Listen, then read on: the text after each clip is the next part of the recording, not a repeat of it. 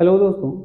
जैसा कि मैं आपको पहले पढ़ा चुका हूँ कि ग्रामर के बेसिक्स क्या होते हैं, उसी श्रेणी में मैं आज आपको पढ़ाने जा रहा हूँ कि टेंस क्या होते हैं। जैसा कि आप देख सकते हैं मेरे बोर्ड पे, यहाँ पे मैंने टेंस के बारे में लिख रखा है कि टेंस क्या होते हैं और टेंस के कितने प्रकार होते हैं। टेंस मेनली तीन टाइप के होते हैं, जिसमें सबसे पहला आपका होता है present tense, past tense and future tense, और इन्हीं टेंसों के आधार पर आगे के टेंस बनाए जाते हैं। देखिए, टेंस को कुछ लोग एक श्रेणी में बनाते हैं, जैसे आपको पहले पढ़ाएंगे प्रेजेंट इंडेफिनिट टेंस, दूसरा पढ़ाएंगे वो प्रेजेंट कंटीन्यूअस टेंस, फिर प्रेजेंट परफेक्ट, इस तरह से सो ऑन आपको प्रेजेंट के हिसाब से पढ़ाएंगे। फिर उसके बाद पास्ट के पढ़ाते हैं, लेकिन मॉडर्न इंग्लिश में इनको बॉक्स के रूप में बांट दिया गया है। जैसा कि आप देख सकते हैं, यहाँ पे मैंने लिख रखा है प्रेजेंट इंडेफिनिट टेंस और यहाँ पे मैंने लिखा है बॉक्स नंबर 1। इस तरह से जो टोटल हमारे 12 टेंस होते हैं उनको इस श्रेणी में बांटा गया है। Present indefinite tense box number 1 में आता है, बॉक्स नंबर 2 में पास्ट इंडेफिनिट टेंस आता है और बॉक्स नंबर 3 में आपका फ्यूचर इंडेफिनिट टेंस आता है, जो कि यहाँ पे लिखा हुआ है। अब मैं आपको बताता हूँ कि इन टेंस को किस तरह से बनाया जाता है और हम इसे कैसे पहचानेंगे। चलिए स्टार्ट करते हैं।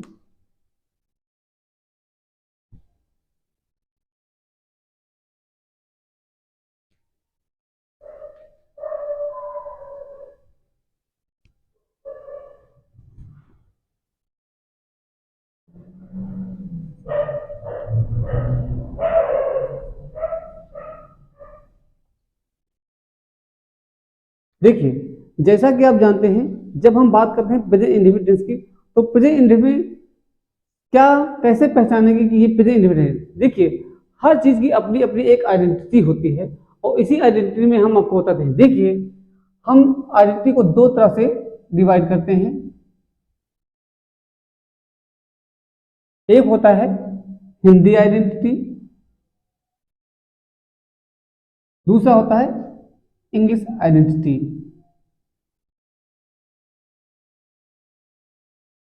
जब हम बात करते हैं प्रेजेंट इंडेफिनिट के हिंदी की आइडेंटिटी, तो इन वाक्यों में ता है, ती है, ते हैं, आदि शब्द आते हैं। लेकिन इंग्लिश में हम कैसे पहचानेंगे? इंग्लिश में पहचानने के लिए सबसे पहले हमको ये पता होना चाहिए कि इंग्लिश में सबसे पहले आता क्या है। देखिए, मैं आपको अपने पिछले वीडियो में बता चुका हूं कि इंग्लिश में सबसे पहले सब्जेक्ट आता है। तो इस सब्जेक्ट के अनुसार ही उसकी मेन हेल्पिंग वर्ब और मेन वर्ब आती है। प्रेजेंट इंडेफिनिट में आने वाली जो मेन वर्ब होती है, ये बताती है कि ये कौन सा टेंस है, और मेन वर्ब के साथ यस और ईएस का प्रयोग करते हैं। देन आपका ऑब्जेक्ट आता है, जिसे हम अदर पर्सन या अदर चीज भी कहते हैं। अब बात करते हैं सबसे पहले प्रेजेंट इंडेफिनिट में सब्जेक्ट के बारे में। देखिए, जो सब्जेक्ट हमारे होते हैं वो दो प्रकार के होते हैं और इनको हम सबसे पहले लिखेंगे यहां पे सिंगुलर नंबर। सिंगुलर नंबर 2 पे हमारा आता है प्लूरल नंबर। जब हम सिंगुलर और प्लूरल की बात करते हैं तो इसमें कौन सा सब्जेक्ट सिंगुलर नंबर की कैटेगरी में आता है और कौन सा सब्जेक्ट प्लूरल की कैटेगरी में आता है, इसको समझिए। देखिए, जब हम सिंगुलर की बात करते हैं तो प्रेजेंट इंडेफिनिट में ही, सी, इट एंड नेम। जब हम नाम की बात करते हैं तो इसमें कोई एक व्यक्ति का नाम हो सकता है, वो अमित हो सकता है, राम हो सकता है, इस तरह से सोन, कोई भी व्यक्ति का नाम जो हम लिख दें वो हो सकता है। लेकिन एक ही होना चाहिए। जब कोई दो व्यक्ति एंड से जुड़ जाते हैं तो सब्जेक्ट प्लूरल का हो जाता है, तो वहां पे इस कैटेगरी में आएगा। और दूसरा प्लूरल नंबर, इसमें हमारा आपका आएगा आई, वी, यू, दे, या noun plus yes. Noun plus yes का मतलब होता है अगर हम कहीं यहाँ पे लिख दे बॉय और बॉय में एस लगाते तो हो जाएगा बॉय, तो ये आपका प्लूरल फॉर्म में हो जाएगा। समझ गए? चलिए अब हम सेंटेंस के थ्रू समझते हैं। सेंटेंस के थ्रू को समझने का मतलब था कि अगर हम यहाँ पे सेंटेंस लिखते हैं, वह मुझे जानती है, वह मुझे जानती है। यहां पे आप देख सकते हैं वह मुझे जानती है, वह जो है ये डिपेंड करता है कि सिंगुलर नंबर है या प्लूरल नंबर है। वह सिंगुलर नंबर है क्योंकि यहाँ पे जानती लिखा है। अगर जानता लिखा होता तो ये ही होता। तो यहाँ पे हम लिखेंगे सी, फिर मुख्य क्रिया की जिसे मेन वर्ब कहते हैं, इसकी फर्स्ट फॉर्म में यस और यस लगाते हैं। तो यहाँ पे हम लिखेंगे नोज और मी माने मुझे। अब इसी तरह अब हम देखते हैं कि इस वाक्य में जो यस और यस आ रहा है ये क्यों आता है। देखिए यस और यस आने की आइडेंटिटी क्या होती है। सबसे पहले समझिए, अगर किसी वर्ब के अंत में last letter A, I, O, U, E हो या सी एच होता है तो ऐसे वाक्यों में हमेशा ई एस आएगा, और अगर ये नहीं है तो केवल एस आता है। एग्जाम्पल थोड़ा समझते हैं। अभी तक मैंने आपको जितना पढ़ाया है आप समझ रहे हैं कि मैंने आपको इसके बारे में कैसे बताया है। ये इसकी हिंदी आइडेंटिटी होती है और ये इसकी इंग्लिश आइडेंटिटी होती है। अब मैं आपको बताता हूं कि इसके प्लूरल फॉर्म को कैसे पहचानेंगे।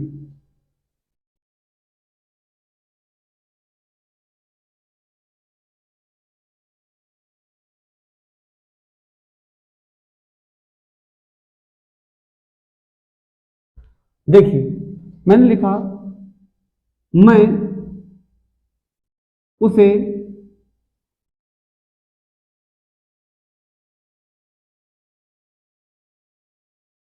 पढ़ाता हूं। यहां पर आई ये प्लूरल नंबर है। प्लूरल का मतलब होता है जब जिसे हम बोलते हैं बहुवचन करता है, और जब सब्जेक्ट आपका प्लूरल फॉर्म में होता है तो उसके साथ वर्ब में यस और यस नहीं लगाते हैं। तो सबसे पहले हम लिखेंगे आई टीच हिम, मैं उसे पढ़ाता हूं। अब इसके बाद हम एक और सेंटेंस लिखते हैं,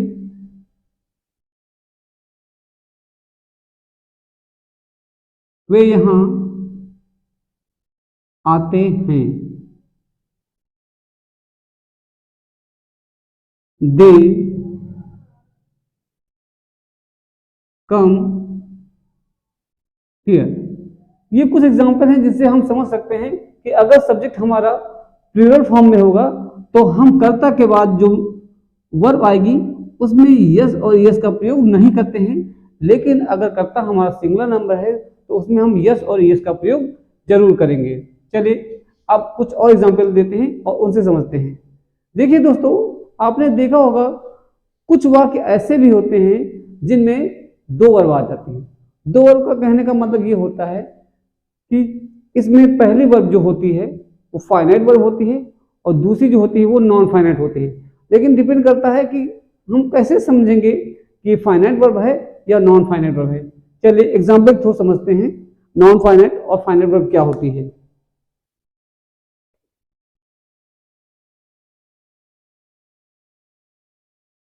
देखिए दोस्तों, अभी तक जो मैंने आपको पढ़ाया है आप उसे आसानी से समझ रहे होंगे।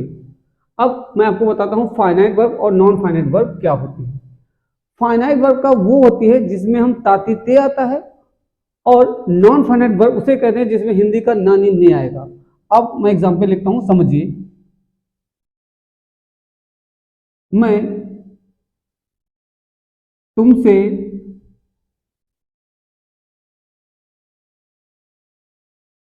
मिलना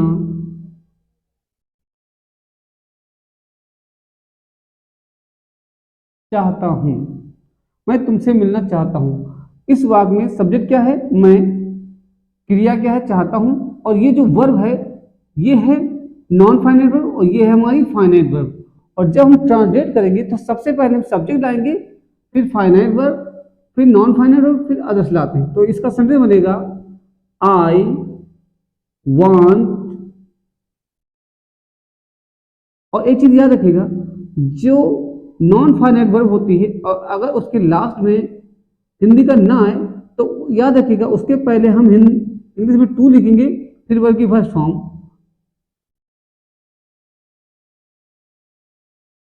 आई वॉन्ट टू मीट यू, ये आपका हो जाएगा नॉन फाइनाइट का एग्जाम्पल, क्योंकि इसमें ये मेन वर्ब है और ये नॉन फाइनाइट वर्ब है। अब दूसरा एग्जाम्पल, वह यहां आना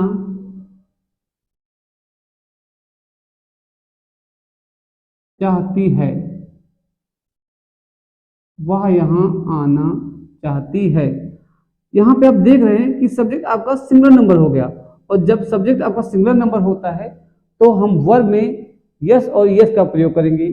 तो इसका एग्जाम्पल, सॉरी, इसका ट्रांसलेशन जो होगा, सी wants to come here। इस तरह से हम अफर्मेटिव सेंटेंस बनाते हैं। अफर्मेटिव आप जानते हैं वे वाक्य जिनसे हम किसी प्रकार की सूचना प्राप्त करते हैं उन्हें अफर्मेटिव सेंटेंस कहते हैं। और ऐसे वाक्यों में ज्यादातर सब्जेक्ट के बारे में कोई बात बताई जाती है या सब्जेक्ट कौन सा कार्य करता है इसके बारे में बताया जाता है। चलिए अब हम इसका सेकेंड पार्ट सीखते हैं, जिसे हम बोलते हैं निगेटिव। निगेटिव क्या होते हैं? देखिए, वे वाक्य जिसमें हिंदी का नहीं या कभी नहीं शब्द आ जाता है, जिनमें हिंदी का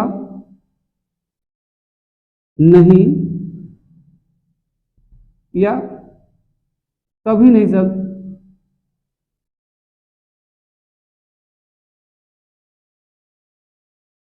आए, तो ऐसे वाक्यों को निगेटिव कहते हैं। निगेटिव बनाने के कई नियम होते हैं, लेकिन जो बेसिक नियम होते हैं मैं आपको उसके बारे में बताता हूं। कई नियम करने का मतलब होता है कि ऐसा नहीं है कि इसके कुछ 4-5 नियम होते हैं, इसके मेनली 2 ही नियम होते हैं। लेकिन नहीं के लिए कुछ नियम अलग होता है और कभी नहीं के लिए अलग होता है। एग्जाम्पल के थ्रू हम आपको समझाते हैं कैसे। देखिए,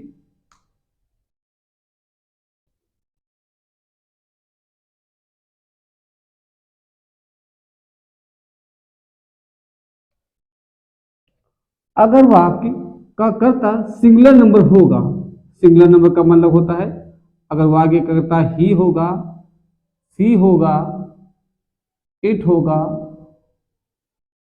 नेम होगा, तो इसके साथ हेल्पिंग वर्ब डज नॉट आएगी। इस डज नॉट का मतलब ही नहीं होता है, प्लस वर्ब की V1 मतलब वर्ब की फर्स्ट फॉर्म, देन ऑब्जेक्ट आएगा। समझ रहे हैं? अब अगर हम बात करते हैं प्लूरल फॉर्म की, तो इसमें आपका आई आता है, उसके बाद वी आता है, फिर यू आता है, फिर दे आता है, और इसके साथ हमेशा डू नॉट आता है, जिसको मॉडर्न इंग्लिश में हम डोंट भी कह सकते हैं। और इसके साथ ही V1।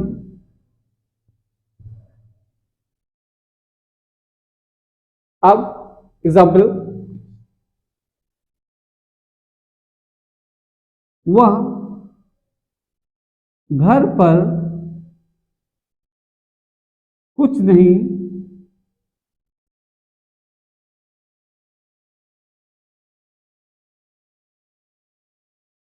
पढ़ता है।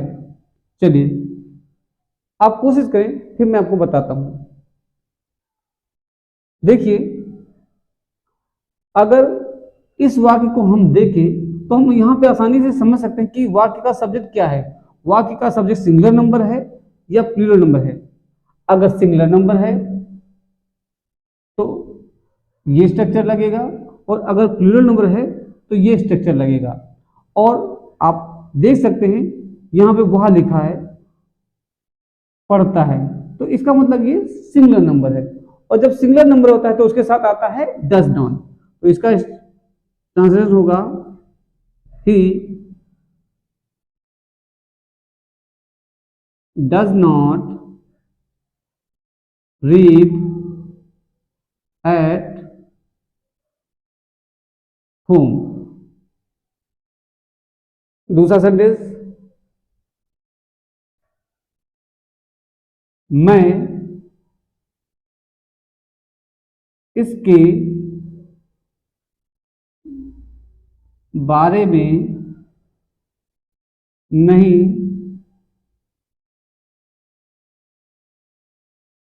सोचता हूं। इस वाक्य में आप देख सकते हैं जो हमारा सब्जेक्ट है ये प्लूरल फॉर्म में है। प्लूरल फॉर्म का मतलब होता है प्लूरल नंबर में, फॉर्म सॉरी गलत है, यहाँ पे फॉर्म वर्ब की होती है, सब्जेक्ट की नहीं होती है। मैं इसके बारे में नहीं सोचता हूं, तो इसका ट्रांसलेशन होगा I don't think about it. Okay, चलिए अब हम आपको इसके और कुछ एग्जाम्पल बताते हैं और समझाने की कोशिश करते हैं ताकि आपको सब कुछ समझ में आ जाए आसानी से कि नेगेटिव क्या होते हैं।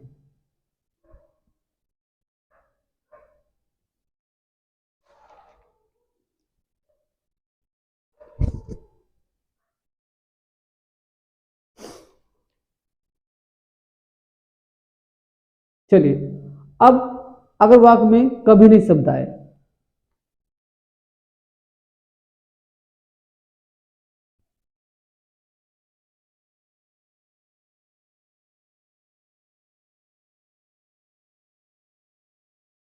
अगर वाक्य में कभी नहीं शब्द आता है तो इसके लिए हम ये देखते हैं कि हमारा सब्जेक्ट क्या है।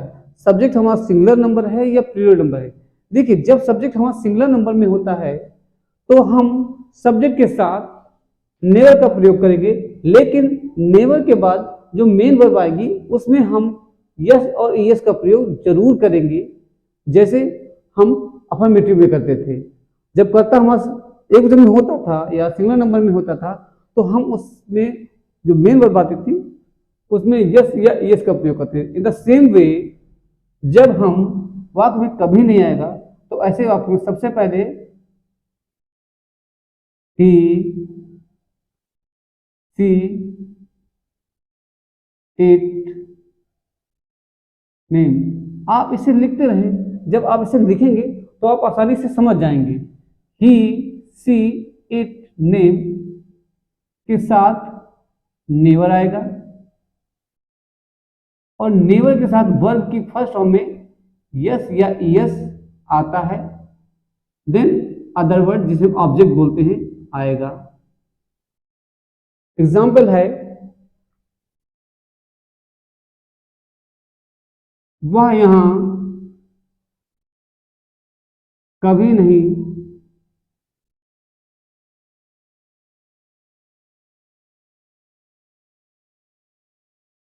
आती है।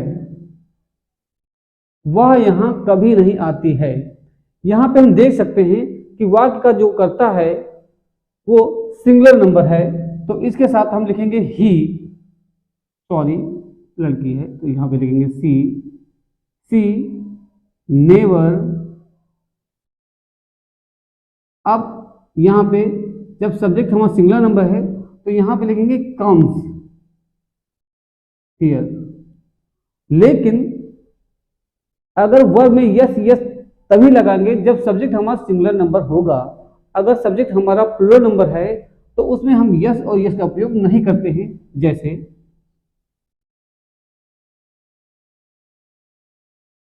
मैं वहां कभी नहीं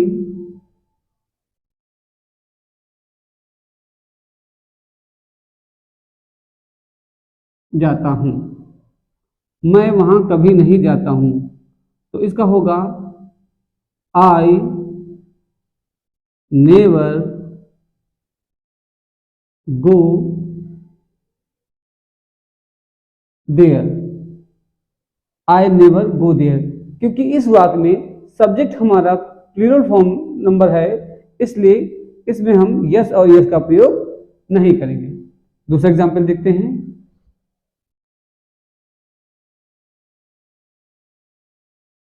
मैं उसे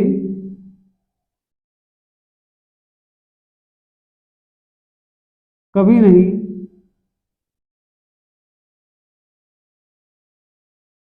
पढ़ाता हूं, मैं उसे कभी नहीं पढ़ाता हूं। यहां पे जो सब्जेक्ट हमारा है वो प्लूरल नंबर में है, इसलिए इसके साथ भी हम नेवर का प्रयोग करेंगे। I never teach him. अगर यहाँ पे हिम या हर डिपेंड करता है कि वो आपका जेंडर क्या है। अगर जेंडर मेल होगा तो हिम, और जेंडर अगर फीमेल होगा तो हम हर लिखेंगे। जेंडर के बारे में हम आपको आगे की वीडियो में बताएंगे। चलिए और आगे देखते हैं।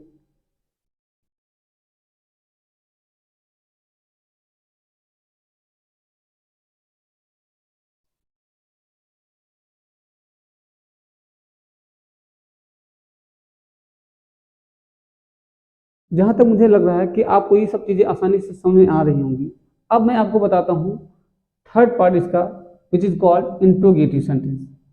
इंट्रोगेटिव को बताने से पहले हम आपको इंट्रोगेटिव के बारे में कुछ ब्रीफ नॉलेज दे देते हैं कि इंट्रोगेटिव क्या होता है और इसे हम कैसे पहचानेंगे। इंट्रोगेटिव मेनली दो प्रकार के होते हैं, लेकिन हम आपको इंट्रोगेटिव के 4 टाइप बताएंगे, 4 टाइप बताएंगे, जिससे आप आसानी से समझ सके कि 4 टाइप कैसे बन सकते हैं। कहने का मतलब यह है कि मोस्ट प्रॉब्ली ज़्यादातर हमको ए और बी कैटेगरी, जिसे हम बोलते हैं yes and no and WH family, WH family कहते हैं। अब यस और नो कैसे बनते हैं और WH फैमिली कैसे बनते हैं, सबसे पहले समझिए। देखिए, जब कभी आप किसी से कोई प्रश्न पूछते हैं और आप उससे हाँ या ना में आंसर चाहते हैं तो उसे हम बोलेंगे यस और नो टाइप। सपोज दैट एक नॉर्मली जो क्वेश्चन बहुत ज़्यादा पूरे संसार में सबसे ज़्यादा अगर कोई क्वेश्चन किया जाता है तो आपने सुना होगा, कहते हैं क्या आप मुझसे प्यार करते हैं। अब इस वाक्य में क्या आप मुझसे प्यार करते हैं, वो यस हाँ और ना में आंसर चाहता है। अगर हाँ में कहेगा हाँ मैं आपसे प्यार करता हूं, अगर वो नो में कहेगा तो कहेगा नहीं मैं आपसे प्यार नहीं करता हूं। तो कहने का मतलब ये है कि वो हाँ और ना में आंसर दे रहा है। लेकिन अगर हम WH की बात करते हैं, WH का मतलब होता है वे वाक्य जिनमें क्या, कहाँ, कैसे, कौन, कितने, कब आदि शब्द ये वाक्य के बीच में आएंगे, वाक्य के बीच में आएंगे, मिडिल में। तो ऐसे वाक्यों को हम कहते हैं WH फैमिली या WH interrogative sentence. Example through हम आपको समझाते हैं ताकि आप आसानी से समझ सकें।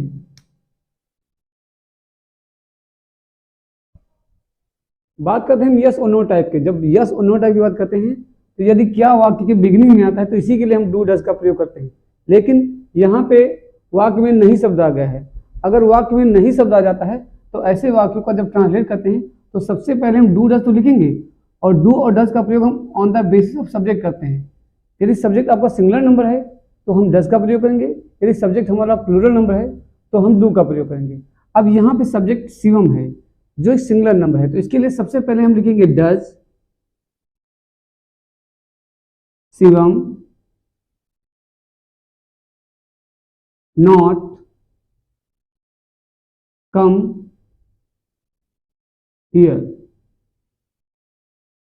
इन द सेम वे अगर वाक्य निगेटिव है और सब्जेक्ट आपका जो है प्लूरल नंबर है तो ऐसे वाक्यों में सबसे पहले हम लिखेंगे, जैसे यहां पे लिखा है क्या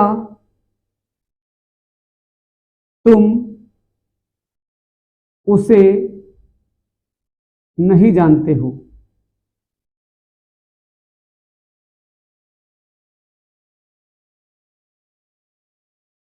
इस वाक्य में आप देख सकते हैं यहाँ पे जो सब्जेक्ट है वो तुम है, जो कि एक प्लूरल नंबर होता है। तो ऐसे वाक्यों का ट्रांसलेट करते समय सबसे पहले हम डू लिखेंगे, डू के बाद हम यू लिखेंगे, उसके बाद नॉट, एंड उसके बाद हम वर्ब, वर्ब की फर्स्ट फॉर्म जानते, जानते को बोलेंगे हम know him. Do you not know him. इस तरह से ये हमारा फर्स्ट सेंटेंस सिंगुलर फॉर्म में है, दूसरा सब्जेक्ट हमारा प्लूरल फॉर्म में। अब हम बात करते हैं second type. Second type interrogative क्या होते हैं? सेकंड टाइप इंट्रोगेटिव का मतलब होता है वे वाक्य जिसमें क्या, कहां, कैसे वाक्य के बीच में आता है, उन्हें सेकंड टाइप कहते हैं। मोस्ट प्रॉब्ली जब हम ऐसे वाक्यों का ट्रांसलेट करते हैं तो सबसे पहले हम यहाँ पे लिखेंगे क्वेश्चन वर्ड।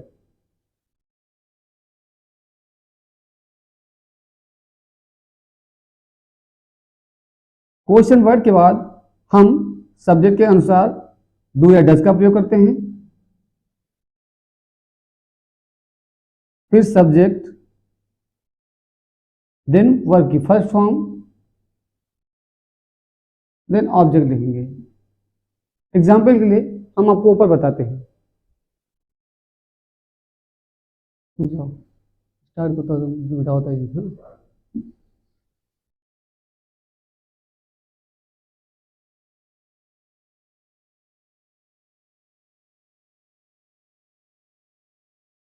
तुम कहाँ रहते हो?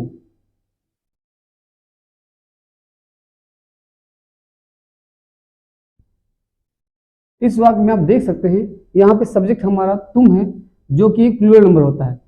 जब हम ऐसे वाक्य चाहें सबसे पहले हम जो कहाँ लिखा है इसकी इंग्लिश को लिखेंगे, और इसे इंग्लिश में बोलते हैं वेयर।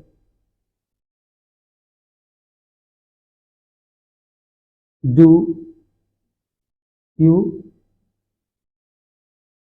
लिव? वह यहाँ क्यों आती है?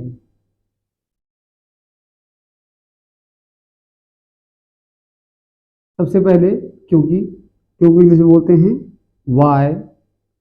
अब सब्जेक्ट हमारा सिंगुलर नंबर है क्योंकि ये आती बताता है, जो लड़की को दर्शाता है, इसलिए यहां पे लिखेंगे डज सी कम हियर।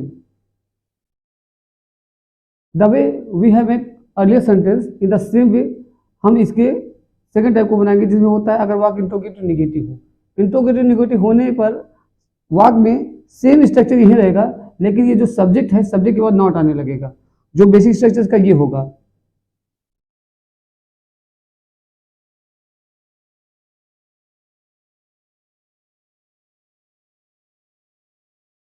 अब जब हम सेकेंड टाइप का इंट्रोगेटिव निगेटिव सेंटेंस बनाएंगे तो उसका बेसिक स्ट्रक्चर ये हो जाएगा, सबसे पहले क्वेश्चन वर्ड आएगा, उसके बाद डू या डज आएगा, फिर सब्जेक्ट, नॉट, वर्ब की फर्स्ट फॉर्म, देन ऑब्जेक्ट आएगा। अब एग्जांपल के थ्रू हम समझते हैं। सबसे पहले लिखिए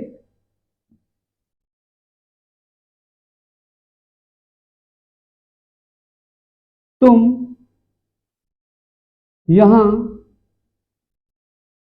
क्यों नहीं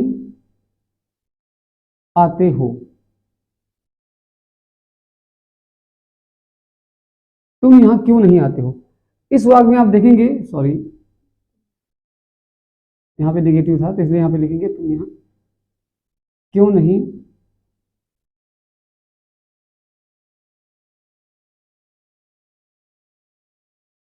आते हो, क्योंकि नेगेटिव था इसलिए यहां पे नॉट नहीं लिखा गया था, इसलिए यहां पे लिखते हैं। अब देखते हैं, सबसे पहले लिखेंगे हम वाई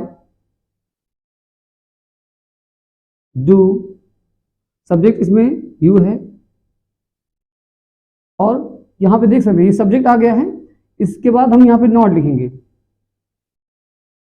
वर्ब की फर्स्ट फॉर्म,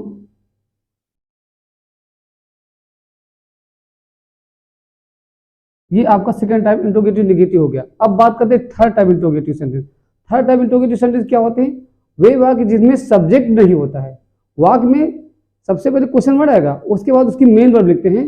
डिपेंड करता है कि सब्जेक्ट जो आपका ऑब्जेक्ट है वो प्लूरल फॉर्म में है या सिंगुलर फॉर्म में है।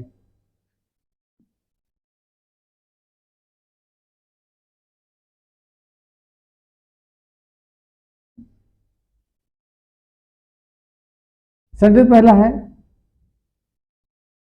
तुम्हें कौन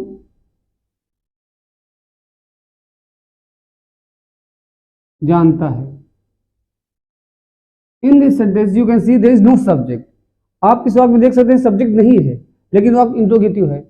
जब ऐसे सेंटेंस आते हैं तो सबसे पहले हम इंट्रोगेटिव का जो वर्ड होता है उसको लिखते हैं, जो होगा हु। अब यहाँ पे जानता है, अब जब जानता है तो दैट मीन उस ऑब्जेक्ट हमें सिंगुलर को दिखा रहा है, तो इसके लिए लिखेंगे नोज, तुम्हें को बोलेंगे यू। इन द सेम वे अगर यही वाक्य इंट्रोगेटिव निगेटिव होगा तो सेंटेंस हमारा बनेगा जैसे यहाँ पे लिखा होता तुम्हें कौन नहीं जानता है। तुम्हें